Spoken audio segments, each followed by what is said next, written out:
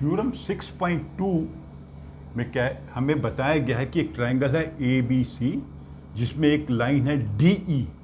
ये लाइन ऐसे ड्रा की गई है कि दोनों साइड्स को सेम प्रपोर्शन में डिवाइड कर रही है, अर्थात AD upon BD is equal to AE upon CE।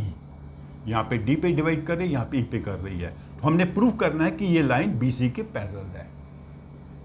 Okay, तो हम क्या करेंगे, हम मान लेंगे कि DE BC के पैरेलल नहीं है, तो हम एक नई लाइन बनाएंगे DF जो BC के पैरेलल होगी। This is construction.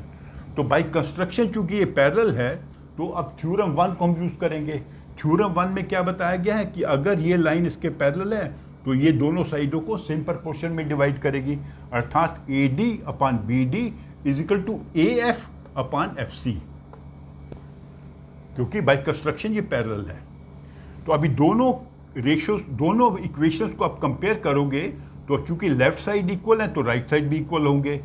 AE upon C is equal to AF upon CF। अभी हम दोनों साइड में 1 ऐड करेंगे तो ये बन जाएगा AE plus C upon C and AF plus CF upon CF।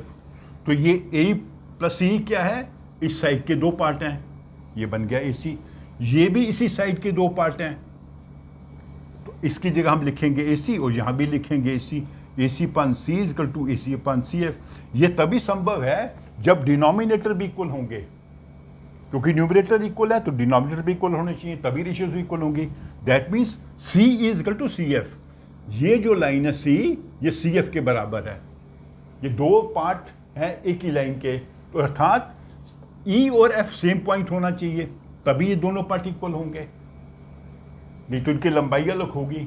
अगर ये दोनों पॉइंट एक ही पॉइंट हैं तो इसका मतलब कि ये दोनों लाइनें भी एक ही लाइन होंगी, क्योंकि E जो है F के ऊपर है या FE के ऊपर है, दोनों लाइन एक दूसरे के ऊपर हैं, अर्थात DE जो है वो DF के ऊपर कोइंसाइड कर रही है।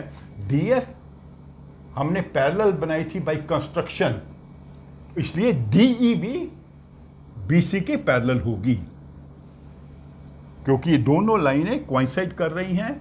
एक को हमने पैरेलल बनाया था बाय कंस्ट्रक्शन, दूसरा चूंकि उसी लाइन के ऊपर है वो भी BC के पैरेलल होगी। तो यही हमने इसमें प्रूव करना था।